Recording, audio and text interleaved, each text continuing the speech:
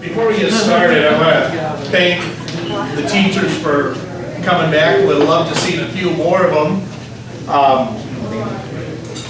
Wanted to just tell a couple of stories. Of course, Mrs. Albright, we always got along because I had perfect English and she never corrected me ever.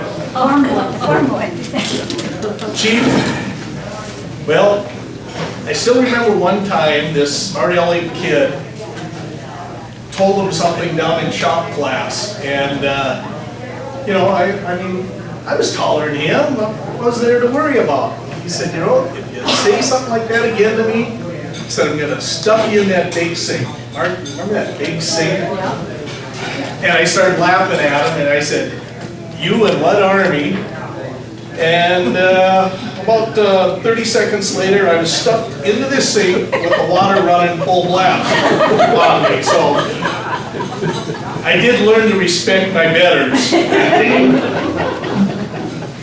And back in first grade, Elaine told me I came in October. I knew I'd spent at least 6 weeks in Webster before Webster closed down. And entered first grade, and like most of the Reardons at that time, I was tall. And I remember the whole class getting around me, looking at me like I was an alien or something. But 6 weeks later, Mrs. Foster told me that I should really think about getting to know the principal and become good friends with him, because she thought I would spend a lot of time down in that office with him. And needless to say, by 5th or 6th grade, I think Mr. Miller actually offered me a desk down there, because I had a certain class, or not a classmate, he was a year older, Steve Rowan. We just didn't seem to be able to get along too well. But anyway, just a few memories. But I'm going to read the class prophecy. They claim I wrote this, so it's got to be funny. It was the year 2002, and the class of 77 was going to gather together to recall fond memories of their high school days together. When I first arrived in the booming metropolis of Starkweather, North Dakota, I was amazed at the drastic changes that had taken place since I had left. As I boarded the Metro bus, I happened to glance at the bus driver, and who should it be but my old coach, Steve Settlemeyer. During the long drive from the airport, he told me that he was now the director of the police academy, the fire chief, and that he also now runs the driver's education clinic. When we were almost to the main drag in Starkweather, we came upon a commotion in front of Sosted's funeral parlor. Leaping off the bus, I spied my old friend Paul Sosted leaning over the fallen victim, who had taken a spill on his newly purchased skateboard. While waiting for the ambulance, I asked Paul what he had been doing for the last 25 years. He said that he had been running a funeral parlor, but business had been slow for the past few months, so in an attempt to increase his mortuary business, he decided to have a sideline and sell skateboards. Just then the ambulance arrived, and lo and behold, who should jump out of the back but Denise Clemmel. She quickly rushed over to the injured child and started administering first aid. I asked her what she was doing, and she replied, I'm administering first aid to this child. As they carried the child to the ambulance, Denise replied that she was now the head nurse of Starkweather Memorial Hospital. All of a sudden, a frantic mother emerged from the crowd looking at her. It suddenly dawned on me that she was one of my old classmates, Carol Kitch. Denise told Carol that her son was all right and they were taking him to the hospital for precautionary measures. When Carol finally calmed down, she told me that she was now the mother of 12 children and lived with her husband out in the suburbs. Pretty close there, Carol. Carol and Denise climbed inside the ambulance and it roared away to the hospital. Arriving a couple of hours of free time before the 100th anniversary parade started, I continued to stroll down the street viewing the skyscrapers. I noticed one peculiar sign on a building which read, Beaner's Fashion Merchandising. I went inside and none other than Jean Birch was there. She was sitting in an expensive high-back leather chair with a $10 cigar in her mouth. She was surprised as I was to see one of her old classmates. We talked for quite a while, and then I noticed that it was about time to go down to Main Street to watch the fabulous 100th anniversary parade. I asked Jean if she would like to accompany me down to the main square where the parade was going to start. She said I might as well, so Jean and I started out for Main Square. The sidewalks were very crowded, so we decided to walk on the side of the street. Then all of a sudden, a car behind us started honking its horn. We turned around, we saw it was a big black limo. So we stepped on the sidewalk to let the car go by. As the car was going by, a man stuck his head out, apologized for his chauffeur's hastiness. And who should it be but another one of our classmates and friend, Mark Ulrich. Mark told us to climb in because he was going to Main Square. So Jean and I climbed in. As we made our way to Main Square, Mark told us that he was doing pretty well and that he was now mayor of the fine city of Starkweather. When we arrived at the square, I could not believe that so many people could be in one place. Mark said he was sorry, but he had to give his speech, so Jean and I started to walk around and look at some of the floats, when who should we see but Elizabeth Clemmel and Mark Saber. Elizabeth now owned a great big Angus ranch about 3 miles from Starkweather.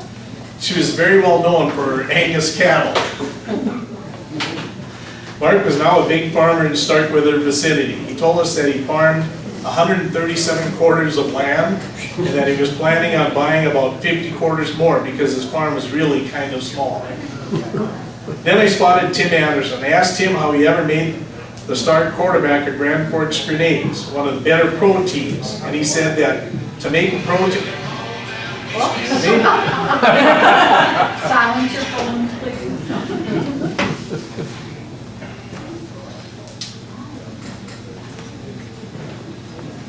Let's see, where was it? I asked him how he made start quarterback for the Grand Forks Grenades, one of the better pro football teams, and he said that to make a pro team it takes a lot of hard work and dedication, but I made it anyway.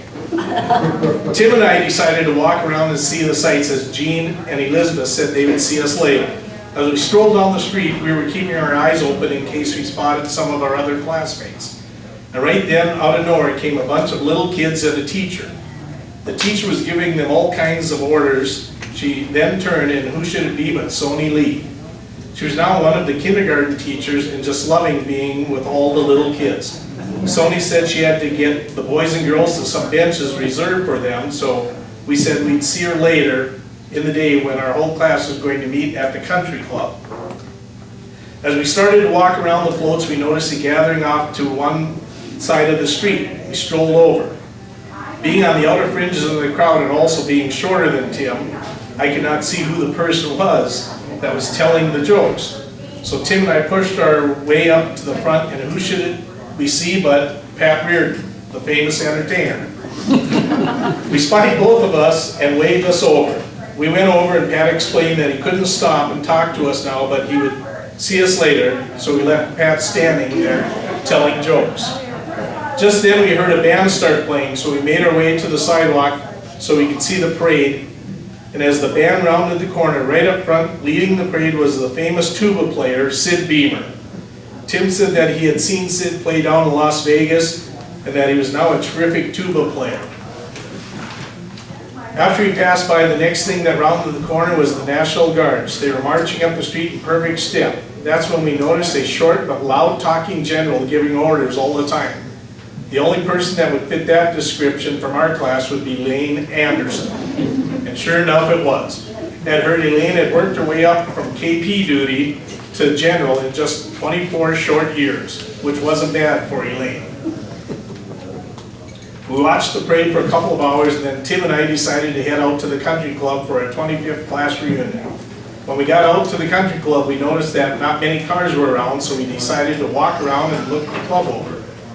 We started making our way to the golf course to look at it, and when we got there, we saw a familiar looking figure cutting the grass. It says gutting, but cutting the grass.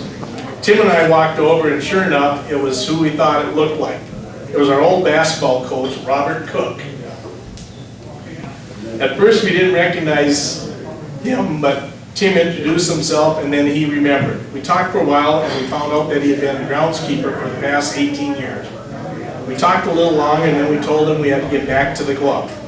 When we reached the country club, we found almost everyone already there. We walked around talking to everyone and then we came upon someone we hadn't seen yet today. It was Terry Nielsen. We found out that Terry was into special education and that she really liked it. Just then, Pat Reardon, who was president in our senior year, asked everyone to sit down so we could see who was missing. As we went through roll call, we found out that everyone was there except Al Getty. We were all wondering where he was and what he had been doing for the last 25 years. No one had heard from him for such a long time, we weren't sure what he did. Just then, we heard a rumbling sound coming up the road, so we all went outside to see what it was. We got outside, we saw a huge John Deere combine coming up the driveway. I, being a farmer, started telling the rest of my classmates that this was the newest combine on the market. The combine pulled right up to the door, and who stepped out of it but Mel Getty. And to top it off, he was wearing a business suit. Mel said he was sorry that he was late, but he had to finish the section of land that he had been combining. He said the only thing wrong with the combine was that he had to shampoo the carpeting once a year. Other than that, it was cleaner than a house. He climbed down and we all went into the club to finish our reunion. That night, after all the festivities were done, I was walking out to my car and thought to myself, how could a class like the class of '77 be better than they were?